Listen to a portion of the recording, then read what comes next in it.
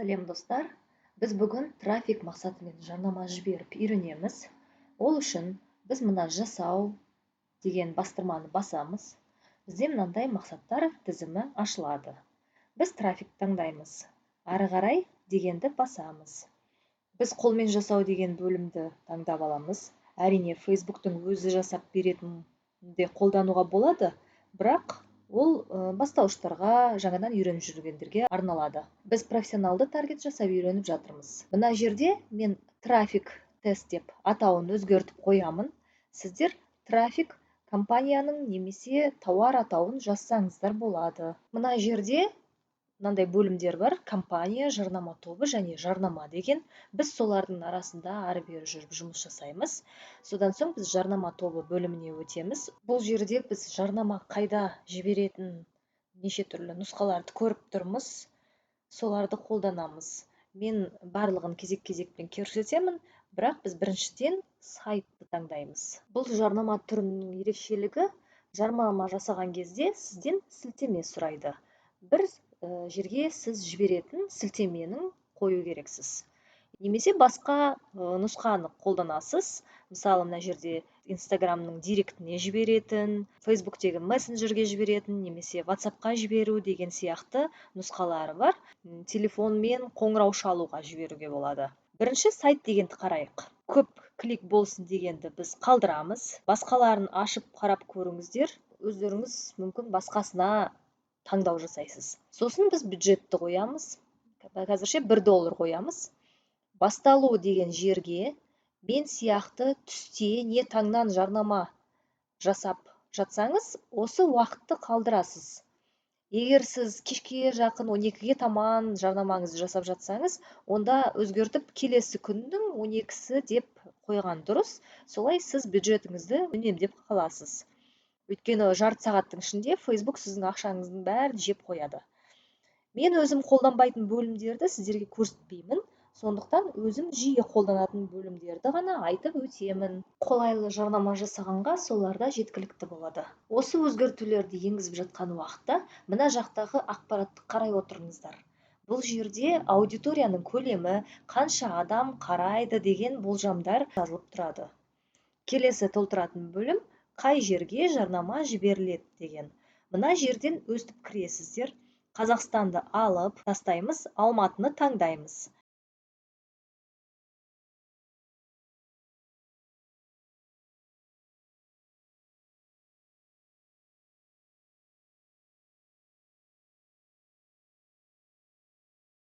Бізде автоматты түрде 40 километр деп шығады. Максималды 80 километр, бірақ 80 километр Қонаевқа дейін созылып кетеді, өте үлкен көлем. Оданша бөлек-бөлек Қонаев, Талғар деп бөлек алған дұрыс. Сондықтан біз 40 километрді қасымыздағы ауыл аймақтарды алуға болады. Ең азы бұл жерде 17 километр алуға болады. Егер сіз нақты, мысалы, сізде сұлулық салон, соның жанына ғана жарнама жібергіңіз келсе, онда мына жерде мынандай белгі қою дегенді басып, көшелердің қиылысын таңдап аласыз.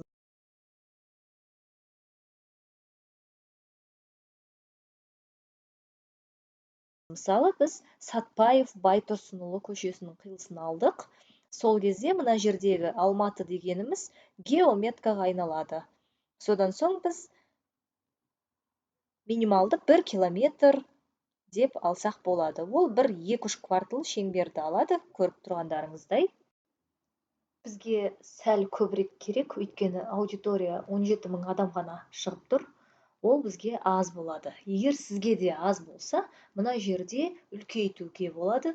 2 километр, біз 9 километр деп қоямыз. Міне осы жерлерге дейін үлкейді. Енді ары қарай қараймыз. Тағы да дегенді ашамыз. Бұл жерде аудиторияның ең кіші жасын қоюға болады, қоймаса да болады. Егер басқа тілді өкілдер керек болса, мына жерде тілді таңдауға болады.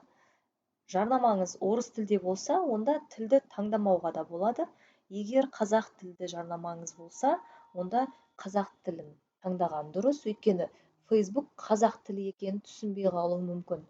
Сол үшін қазақ тілді біз таңдап дұрыстап қоямыз. рекомендации по аудитории деген тығылып тұрған бастырманы басып, нақты детальды таргет жасауға болады. Facebook керек емес, біз саған өзіміз аудитория тауып береміз деп осы бастырманы тығып қояды, бірақ шындап келгенде керек аудиторияны таппайды. Таргет жарнаманың басты мақсаты осындай мақсатты аудиторияға көрсетілуде болған соң, осы бөлімшені қолданған дұрыс болады. Біріншіден, жастарын таңдаймыз, мысалы 22-ден 59-ға деп. Жынысын да таңдауға болады, әйел, еркек немесе бәрі деп. Содан соң детальды таргетті бастаймыз. Мысалы, бізде сұлулық салоны деп таңдаймыз. Сұлулық салонында 232 мың адам көрсетіп тұр. Содан соң астында соған сай келетін неше түрлі нұсқалар көрсетіп тұрады. Мысалы, косметология, спа деген сияқты.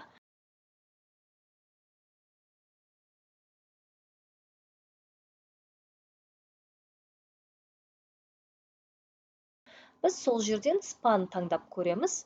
Сол кезде біз аудиторияның шет жақта өзгерді ма, өзгермеді ма, соны қарастырып отырамыз. Қараймыз, өзгерді. Енді косметологияны таңдап алсақ болады.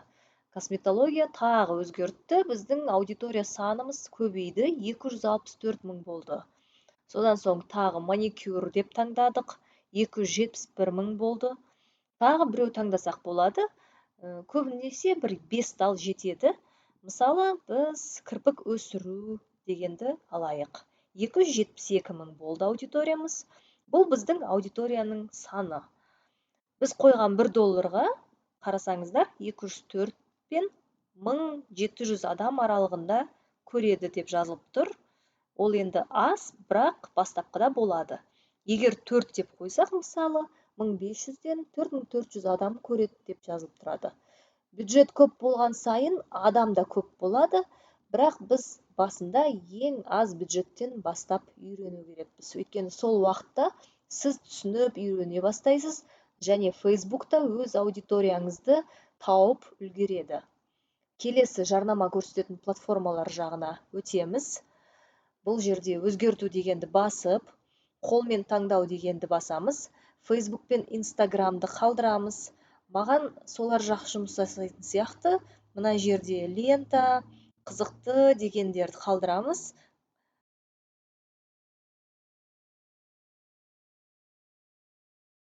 Егер бұлай жабық тұрса, қорықпай ашыңыздар.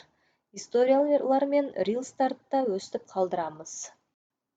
Қалғандар керек емес, соларды бұлай алып тастаймыз.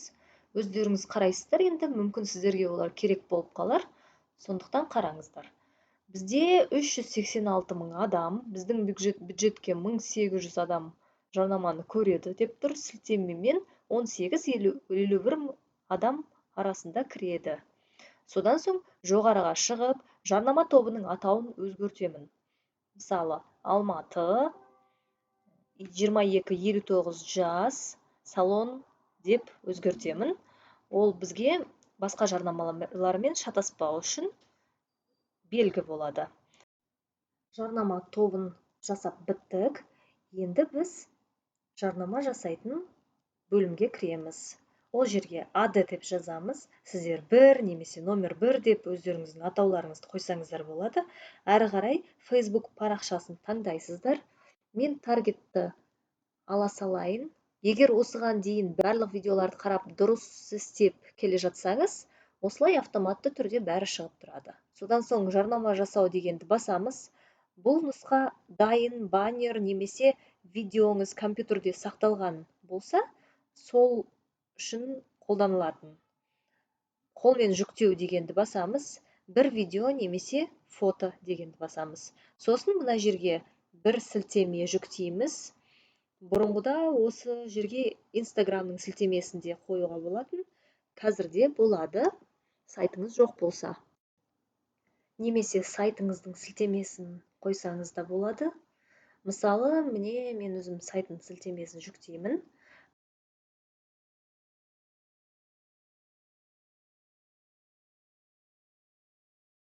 Мына жердегі бастырманы басқанда менің сайтым ашылады. Сол жерге тапсырыс қалдыра алады.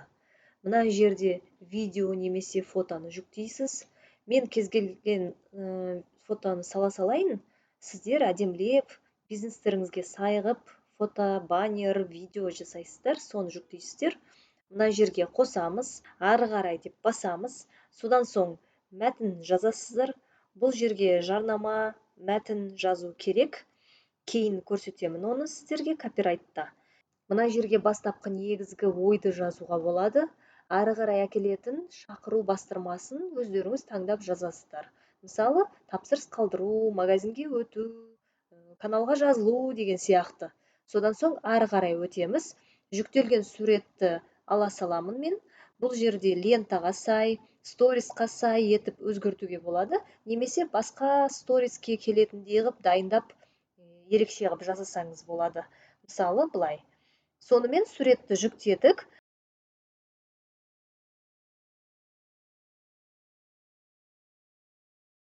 Әр жерге қалай көрсетілетіні осында қарап көрсеңіздер болады.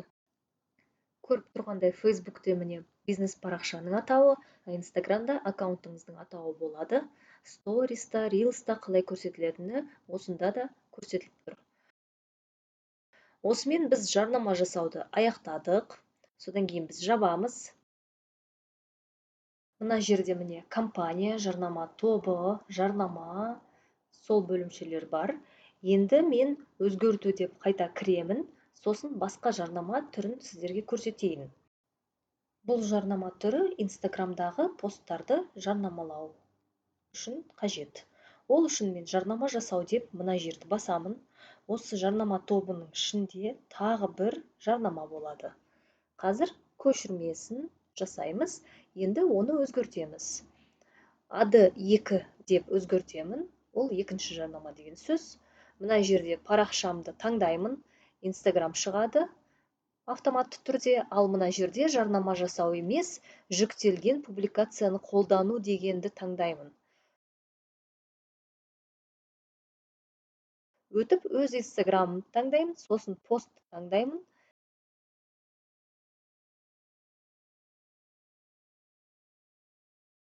Сілтемені қойсақ та, қоймасақ та болады. Бұл видео пост. Мен бұны жасамадым, мәтінін де жазбадым. Бұл дайын тұрған менің Инстаграмымда жүктелген ескі пост. Мен мына жерге ала салдым, өте ыңғайлы. Сілтемені жүктейміз, шақыру бастырмасын таңдаймыз. Осылай біз екінші жарнаманы жасадық. Біз жаңа ғана Инстаграмды қолданып жарнама жасадық. Енді мен жарнама тобына көшірме жасаймын тағы да. Маған ол енді аудиторияны өзгерту үшін керек. Оны да сізге көрсетіп өтейін. Оған дейін бізде сұлулық салоны болған. Енді біз тағы кім салонға барады деп жаңағы өздерін күтетін әйелдер, қыздар, бизнес өкілдері болуы мүмкін деп өзіміз ойлаймыз. Сондықтан мен бизнесмендер деп аудитория таңдаймын. Жоғарыға жазып, детальды таргетинг деген жерге бизнес деп таңдаймын. Мыналарды өзгертеміз. Мысалы, міне кіші бизнес аудитория 282 мың деп тұр. Кіші орта бизнес, кәсіпкерлер деп таңдаймыз. Сонда бізде 380 мың аудитория болды. Біз соны қалдырайық. Мен сіздерге қалай тез неше түрлі аудиторияларға жарнама жасауды көрсетіп жатырмын. Әр аудиторияда $1 болады. Сосын қайсы аудитория сіздерді жақсы сатылымға әкелгенін анализдеп көресіздер.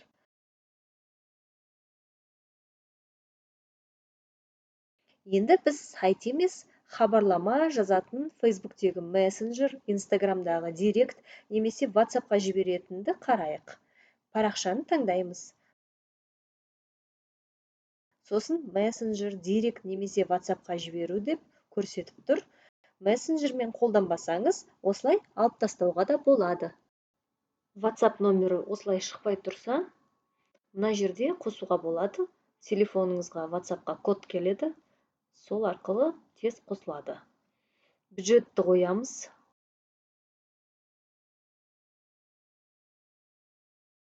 Уақытын қоямыз керек болса. Егер бәрі тұрса, жай тексеріп өтесіз.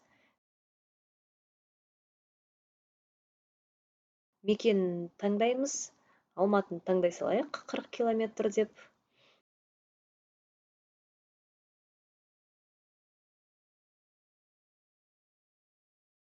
Мына жерде белгіні алып тастау керек.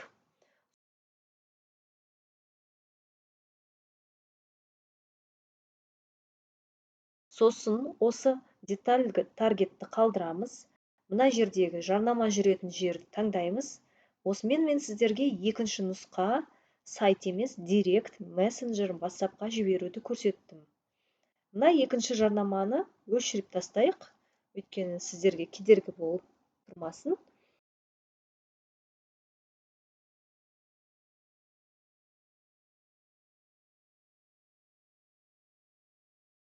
Содан соң жарнамаға кіреміз. Көшірме жасаған кезде үнемі бәрін тексеруіңізді ұмытпаңыздар.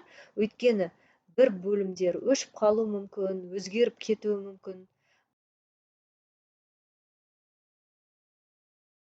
Мына жерде WhatsApp-қа хабарлама жіберу деп тұр. Басқа керек болса, оны ауыстырамыз. Ары қарай біз хабарлама мәтінін өзімізге сай қылып ауыстырамыз. Бізге адамдар жазған кезде көрінетін сұрақтар керек. Тіркелу немесе тапсырыс беру деген бастырманы басқанда осы сұрақтар шығады. Осындай терезе ашылады. Ол жерге не көмек бере аламыз деген сұрақ, адамдар сұрауы мүмкін деген сұрақ нұсқаларын жазасыздар. Мысалы, тауар жайлы айтып беріңіз, консультация алуға бола ма, сөйлесуге менеджерді қосасыз ба деген сияқты сұрақтар қою мүмкін. Соларды өзіңіз ойлап тауып қоясыздар.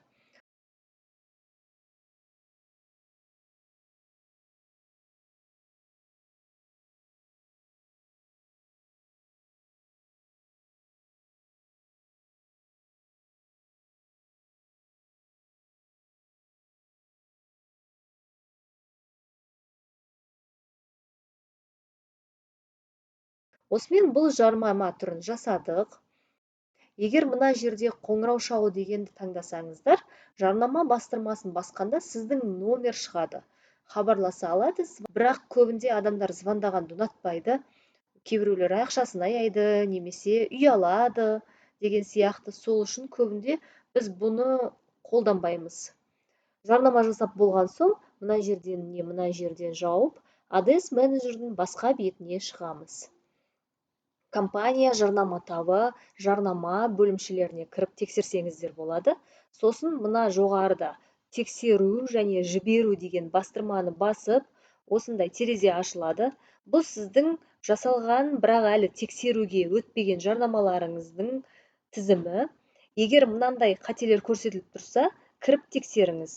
Мысалы, мына жерде бір сілтеме қойылмаған деп жазылып тұр. Кіріп соларды түзеуге қажет.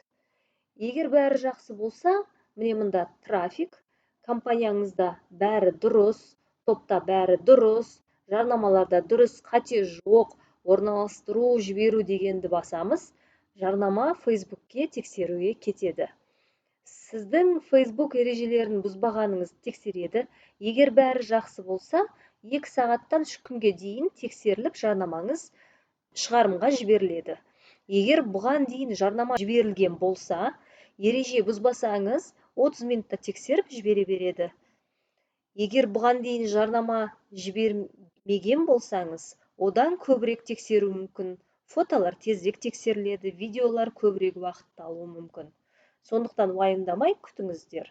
Модерация өткеннен соң жарнама жүріп жатқанын білу үшін мына жерге қарайсыздар. Мына жерде бізде қазір черновик деп жазылып тұр.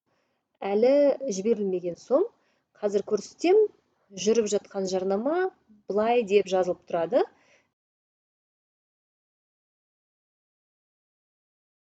Действующая немесе активно деп жазылып тұрады. Егер жарнаманы өшіру немесе тоқтатып қою керек болса, мына қозғалатын сырғытпалар арқылы өшіресіз. Барлығын өшіру керек болса, компанияда істейсіз. Жарнама тобын ғана өшіру керек болса, онда жарнама тобында ғана істейсіз. Осымен мен сіздерге жарнама жасауды көрсеткенімді аяқтаймын. Сіздерге пайдалы болды деген ойдамын. Егер осындай ақпарат керек, қызық болып жатса, рахмет ретінде каналға жазылыңыздар. комментарий қалдырыңыздар. Ары қарай талай маркетинг жайында видеолар болады. Ол бізге сіздерден үлкен стимул береді. Ары қарай тегін, сапалы ақпаратпен бөліскеніңізге. Назарларыңызға рахмет. Сәттілік.